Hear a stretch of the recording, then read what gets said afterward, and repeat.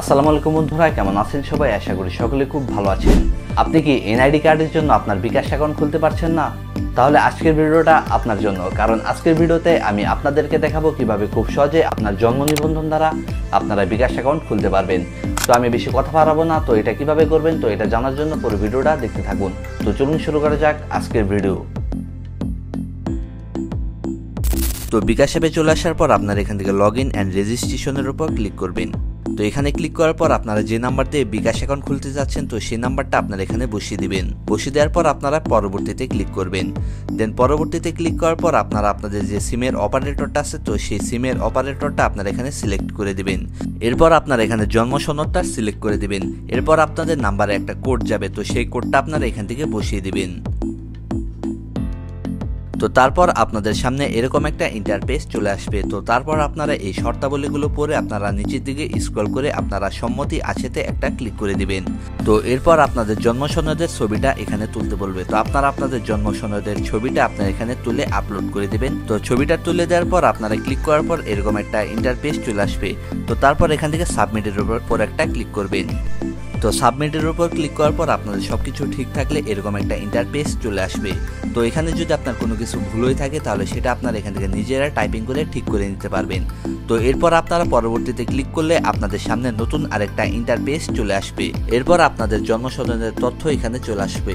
তো এখান থেকে আপনারা আপনাদের লিঙ্গটা দিবেন, আয়ের উৎস দিবেন এবং আপনাদের মাসিক যে আয়টা সেটা এখানে সিলেক্ট করে দিবেন। আর আপনারা আপনাদের পেশাটা সিলেক্ট করে দিবেন। তো এগুলো আপনারা আপনাদের ইচ্ছামতো দিলেই হয়ে যাবে। তো সবকিছু দেওয়ার পর আপনারা এখান থেকে পরবর্তীতে একটা ক্লিক করে দিবেন। তো পরবর্তীতে ক্লিক করার পর আপনাদের সামনে আরেকটা পেজ চলে আসবে।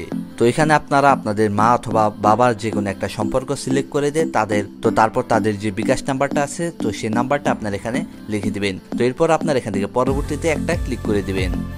তো পরবর্তীতে ক্লিক করার পর আপনাদের ছবি এখানে তুলতে বলবে। তো এখান থেকে আপনারা ছবি তুলনে ক্লিক করে আপনাদেরকে যেমন করতে বলবে বা আপনাদের মাথা চোখ যেমন করতে বলবে তো সেরকম ভাবে করে আপনারা আপনাদের ছবিগুলো এখানে তুলবেন। তো যতক্ষণ না পর্যন্ত এটা 100% হচ্ছে ততক্ষণ আপনাদের এখান থেকে কিন্তু এটা সাবমিট হবে না। তো অবশ্যই এখান থেকে আপনারা আপনাদের ফেসের ভেরিফিকেশনটা এখান থেকে 100% করবেন।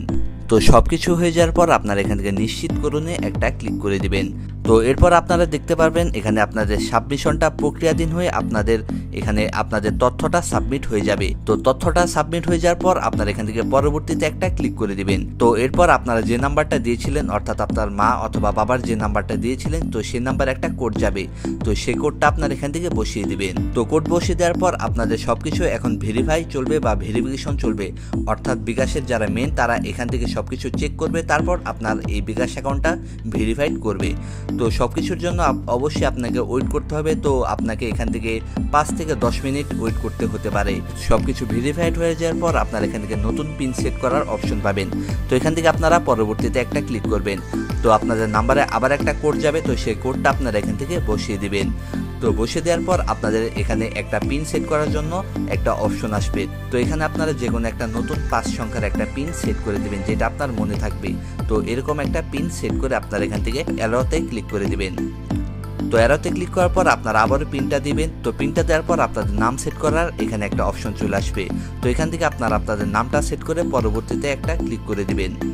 তো এখান থেকে আপনারা চাইলে আপনাদের বিকাশের যে প্রোফাইল পিকচারটা আছে তো সেটাও চালিয়ে দিতে পারেন। তো সবকিছু দেওয়ার পর দেখতে পাবেন আপনাদের বিকাশ অ্যাকাউন্টটা খুলে যাবে।